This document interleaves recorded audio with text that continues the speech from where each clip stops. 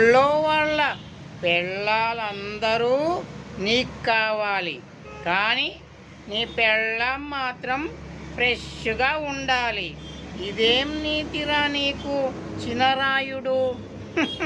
నీకో నీతి, ఊళ్ళో వాళ్ళకొక్క నీత్యా?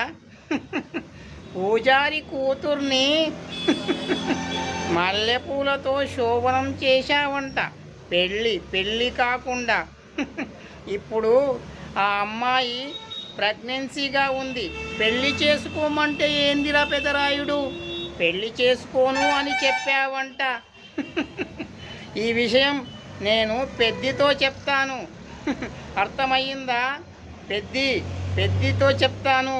పెద్దితో చెప్తే పెద్దే మీ ఇద్దరి పెళ్ళి చేస్తాడు. అది పెద్ది పవర్ అంటే.